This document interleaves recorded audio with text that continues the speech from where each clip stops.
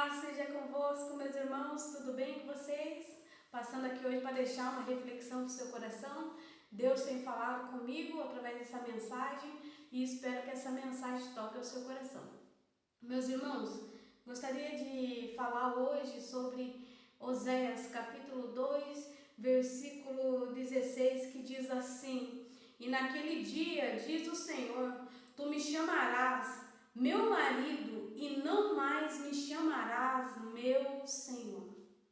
Meus irmãos, nós sabemos que Deus escolheu para si um povo adquirido. Deus escolheu para si um povo para se chamar pelo seu nome. Deus escolheu para si um povo o qual Deus iria cuidar, Deus iria reinar e Deus iria direcionar esse povo. Mas a Bíblia vai nos contar a história de Israel, de um período, de uma época em que Israel deixou o seu primeiro amor para seguir outros deuses, para seguir outros amores.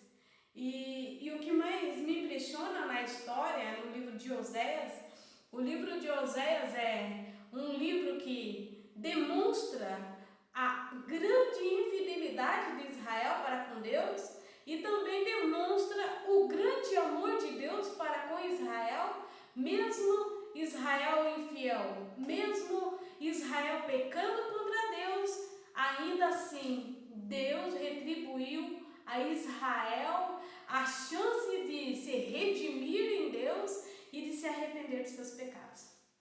Meus irmãos, o povo de Israel, que se chamava pelo nome de Deus, outrora estava escravizado.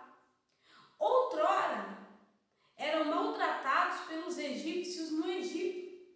E Deus, vendo a aflição do seu povo, que eles clamavam, porque eles estavam sofrendo muito com a escravidão, finalmente Deus envia Moisés para que o seu povo seja livre. E esse povo é conduzido pelo meio do deserto. E a Bíblia vai nos contar que durante o dia Deus mandava a nuvem para os cobrir do sol, porque nós sabemos que o deserto é um sol escaldante. E a Bíblia vai nos contar que durante a noite Deus enviava a coluna de fogo para que o povo não morresse de frio. E nós podemos ver também que no meio do deserto água fresca jorrava do meio da rocha, porque Deus supria toda a necessidade do seu povo. Porém, em algum momento, o povo rebelou-se contra Deus e decidiram ir atrás de outros deuses. Eles começaram a se prostrar diante de deuses de ouro, diante de deuses de prata, de barro, de madeira. Eles deixaram o primeiro amor para seguir após outros amores, outros amantes. A Bíblia vai dizer que Deus se refere ao povo dele como sendo marido, sendo aquele que provê, sendo aquele que cuida, sendo aquele que cuida do seu povo. Então Deus se coloca nessa posição, mas a nação de Israel, eles se colocaram na posição de procurar outros amantes, deixar de buscar em Deus para buscar nas outras coisas. E a Bíblia vai nos contar a história do profeta Oséias, que Deus disse: Oséias, tome uma prostituta para si e case com ela. E com ela ele teve 3 filhos. E o que Deus quis mostrar à nação com essa situação? Deus estava dizendo: olha, assim como o profeta se casou com a prostituta, assim vocês têm feito. Vocês têm se casado com outros deuses, que são de ouro, de barro, de prata, de madeira. Vocês têm prostituído a fé de vocês, que era genuína a mim. Agora vocês se prostram diante de outros deuses. E o profeta se casar com a prostituta foi tão chocante que todo o povo já entendia o que é que Deus estava querendo dizer com aquela mensagem. Deus estava dizendo: olha, vocês estão deixando de servir um Deus que tem mãos e opera, de servir um Deus que tem pés e pode sim caminhar, de um Deus que tem ouvidos e escuta, de um Deus que tem boca e fala, de um Deus que tem olhos e vê e que não precisa ser carregado por mão de homem,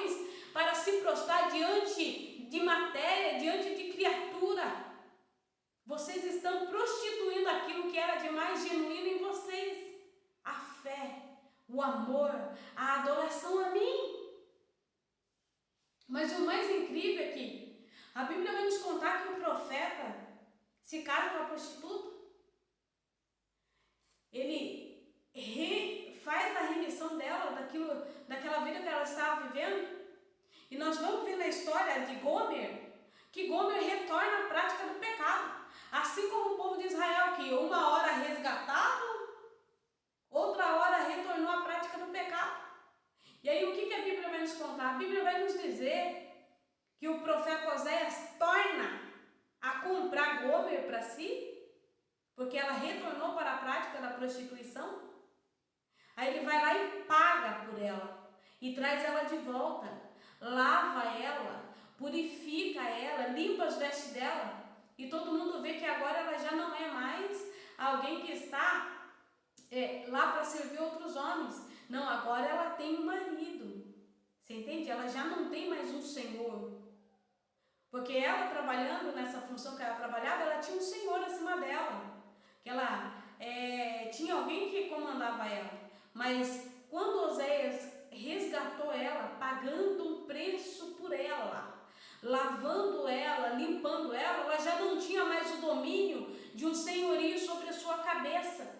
Mas agora ela tinha um marido, alguém que cuidava dela, alguém que pelejava por ela, alguém que provia tudo o que lhe era necessário, alguém que poderia dar a vida por ela. Meus irmãos, quantos de nós estávamos um dia desgarrados da presença de Deus, caímos em todo quanto é tipo de pecado e imundícia desse mundo, mas um dia o resgatador, o Salvador foi lá, pagou um preço de sangue por mim e por você, nos colocou de pé, nos lavou, nos limpou, e hoje nós estamos aqui, limpas, restauradas pelo sangue de Cristo que foi vertido na cruz do Calvário. Nós entendemos que nós somos infiéis, nós entendemos que não há nada que eu possa fazer para que eu seja salvo, mas nós também entendemos que a graça tem nos alcançado dia após dia, e Jesus, com este amor resgatador, todos os dias Ele está pronto para nos resgatar dos nossos pecados. Meus irmãos, talvez alguns de nós aqui nunca passamos por esse tipo de situação, nunca nos prostituímos, nunca adulteramos, nunca passamos por nada disso. Mas cada um de nós aqui já passamos por algum tipo de problema ou situação que nos afastou de Deus. E eu vejo o amor de Deus sempre pronto a nos resgatar. Eu estava no meu devocional diário esses dias, e eu orei e disse assim: Jesus, desce aqui. Vem aqui no meu quarto, eu quero conversar com o Senhor. Tem algumas coisas que nós precisamos conversar, passar limpo. E Jesus me disse assim: esse lugar que você está me chamando para descer, não deveria ser só meu? E eu disse para Jesus: esse lugar é seu. Eu sou sua. E Jesus disse: não. Esse lugar não é meu. Existem outros deuses na sua vida que precisam ser tirados fora. E eu disse: Jesus, mas eu não sirvo nem um Deus de prata, nem um Deus de ouro, nem um Deus de barro. Eu não tenho ídolos, homens, ídolos. E como assim? Tem outros deuses no seu lugar? E Jesus disse: sim, tem sim. De um tempo para cá, você mesma se tornou o seu Deus. E eu disse: Jesus, não estou entendendo. Jesus disse: olha, quando você estava no primeiro amor, tudo que você fazia, antes de você executar qualquer projeto, Antes de você tomar qualquer decisão, antes de você comprar qualquer coisa, antes de você fazer qualquer coisa, antes você orava, você buscava. E enquanto eu não respondia a sua oração, você não tomava decisão. Mas hoje em dia, você primeiro faz e depois você me comunica. E eu fiquei assim, mas Jesus, não existem outros deuses na minha vida? Jesus disse, sim, você se tornou o seu próprio Deus. Você vive para você só faz o que você quer, você só faz aquilo que você acredita que é moralmente correto. Ultimamente, você se tornou tanto seu Deus que você se preocupa mais com aquilo que você quer para você mesma do que aquilo que você quer, do que aquilo que eu quero para você. De um tempo para cá, você começou a se preocupar mais com o que você pensa a teu respeito do que o que eu penso a teu respeito. E você não é sozinha, você não é uma sem dono, você tem um dono, eu sou teu dono. E eu quero que você retorne ao primeiro amor. E ali eu entendi que um Deus na nossa vida não é só aquele Deus de prata, de ouro, de barro que eu posso carregar. Eu também posso acabar me tornando meu próprio Deus. Se eu não me colocar na posição de me humilhar diante de Deus e ouvir a voz de Deus para as coisas e as decisões que eu preciso tomar na minha vida. E ali naquele quarto de oração, no meu momento de secreto, eu entendi. Porque é que quando eu digo que eu só te adoro, Jesus, eu só te adoro, Jesus, eu não tinha o retorno da resposta de Jesus, porque de um tempo para cá eu me tornei adulta na minha fé e parei de depender do Pai. Sabe quando a gente cresce e fica adulto? Aí a gente já começa a tomar as próprias decisões. Aí a gente já começa, ai pai, o senhor quer que eu faça isso? Mas não, eu vou fazer aquilo, porque isso não dá para me fazer agora. A gente se torna independente demais do Pai. E Jesus me traz aqui nessa manhã para dizer para você, qual é o Deus que você tem levantado na sua vida? Talvez você nunca se prostrou diante de uma imagem de escultura. Talvez você nunca carregou uma imagem de ouro ou de prata ou de barro. Ou talvez você nunca tenha nem saído da igreja, assim como eu nunca saí. Mas talvez você tenha carregado o seu ídolo de um lado para o outro. E esse ídolo é você. Você se tornou seu ídolo. Você vive para você. Você vive só para aquilo que você pensa, para aquilo que você quer, para aquilo que você acha melhor. E a sua fé que um dia foi genuína, agora está contaminada. E Jesus me levou a refletir sobre isso. E ali naquela manhã, eu deixei os deuses que eu estava servindo aos pés de Jesus. A nação de Israel estava servindo vários outros ídolos, mas eles também queriam sacrificar a Deus. Sacrificavam a Deus, sacrificavam a Baal. Sacrificavam a Deus e sacrificavam a Zerá. Sacrificavam a Deus e sacrificavam a todos os outros deuses. Eles achavam que eles podiam sacrificar a Deus e sacrificar a outros deuses, achando que Deus iria receber a adoração. Mas a palavra do Senhor diz que Deus não divide a sua glória com ninguém. Quando o profeta Oséias comprou Gomer pela segunda vez, porque ela havia retornado à prática do pecado antigo que ela fazia, é a representação de que Deus está sempre pronto para nos resgatar dos nossos pecados, quantas vezes forem necessários. Mas nós devemos querer ser resgatados por Ele. Eu não sei qual é o ídolo que você tem levantado na sua vida. E às vezes nem é intencional ter um ídolo acima de Deus na nossa vida. Às vezes não é intencional nós lutarmos por tudo que nós queremos, correr atrás dos nossos sonhos, dos nossos projetos, não é errado. Mas nós devemos ter uma temperança de quando e onde e de que maneira nós vamos tomar as nossas atitudes.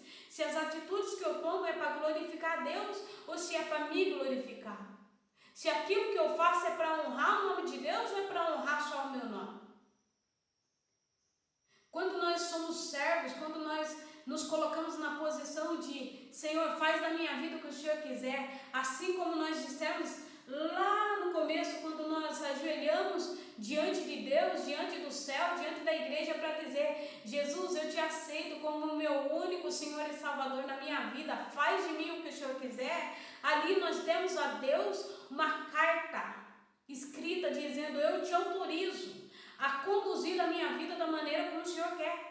Só que nós chegamos numa fase da nossa vida adulta que nós queremos fazer exatamente do jeito que nós queremos e nos esquecemos da vontade do nosso Pai. Tem um motivo pelo qual Deus escolheu você.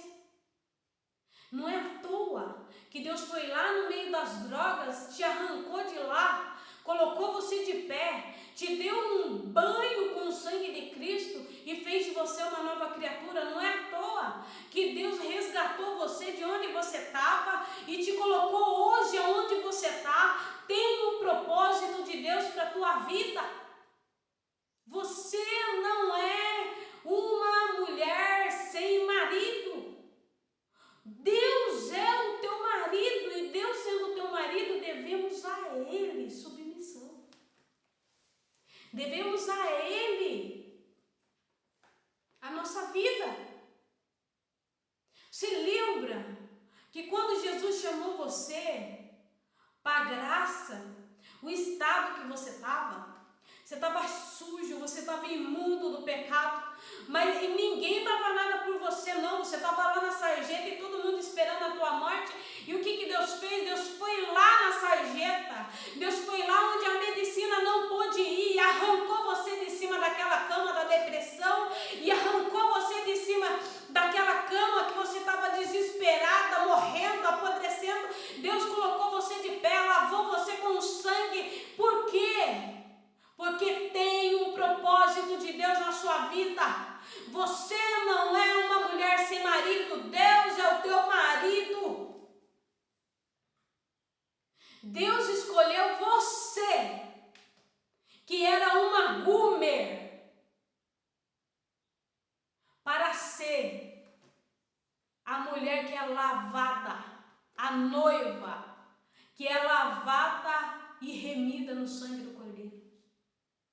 Existem outras pessoas que estavam na mesma situação que a sua e que estão aguardando você para ser tirada daquela situação. Eu não sei qual é o Deus que você tem levantado na tua vida. Eu já tive muitos deuses na minha vida. O Deus da mentira, Mamon, outros deuses. Eu tive vários deuses na minha vida. Mas naquela oração, eu coloquei os falsos deuses aos pés de Cristo e voltei ao primeiro amor. Lembra de onde você caiu e torna. Chegou a hora de Deus levar você de volta para o primeiro amor. Vamos retornar ao primeiro amor, meus irmãos. Deus sabe de onde tirou você e Deus sabe para onde vai te levar. Quero voltar ao primeiro amor, ao primeiro amor. Eu quero voltar a Deus. Eu quero voltar ao primeiro amor, ao primeiro amor. Eu